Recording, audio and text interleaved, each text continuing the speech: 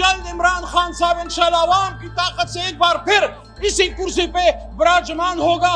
পাকিস্তানের সাবেক প্রধানমন্ত্রী ইমরান খানের নেতৃত্বাধীন সরকারের সংসদ বিষয়ক মন্ত্রী আলী মোহাম্মদ খান 2022 সালে পার্লামেন্টে দাঁড়িয়ে জ্বালাময়ী বক্তব্যে বলেছিলেন ইমরান খান আবার ক্ষমতায় ফিরবে।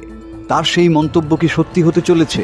পাকিস্তানের সার্বভৌমত্ব রক্ষায় ইমরান খান কি অপরিহার্য হয়ে উঠেছেন?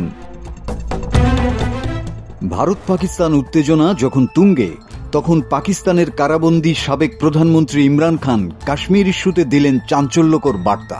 পাকিস্তানের সার্বভৌমত্বের প্রশ্নে দলমত নির্বিশেষে ঐক্যের ডাক দিয়েছেন কারাবন্দী ইমরান। রাওয়ালপিন্ডির আদিয়ালা জেলে আইনজীবীদের সঙ্গে সাক্ষাৎকালে ইমরান বলেন, নরেন্দ্র মোদীর আগ্রাসী নীতি গোটা পাকিস্তানকে ঐক্যবদ্ধ করেছে। পিটিআইয়ের ফেসবুক পেজে তার এই মন্তব্য হুবহু প্রকাশ করা হয়েছে। ইমরান দাবি করেন, কাশ্মীরে ভারতীয় নিপীড়ন বেড়ে যাওয়ায় কাশ্মীরিদের মধ্যে স্বাধীনতার আকাঙ্ক্ষা আরও জোরালো হয়েছে।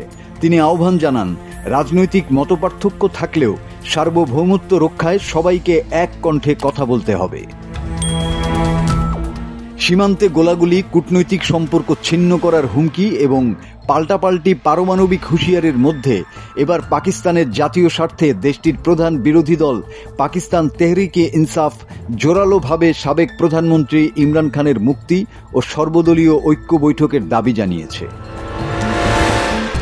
এমন ক্রান্তিকালে রাজনৈতিক বিভাজনের ঊর্ধ্বে উঠে জাতীয় স্বার্থে ঐক্য গঠনের আহ্বান জানিয়ে পিটিআই দলের পক্ষ থেকে সিনেটে সর্বদলীয় সম্মেলনের প্রস্তাব দেয়া হয়। দলটির পার্লামেন্টারি নেতা সিনেটর আলী জাফর বলেন, রাজনৈতিক মতপার্থক্য এখন বড় বিষয় নয়, আমাদের দরকার জাতীয় ঐক্য।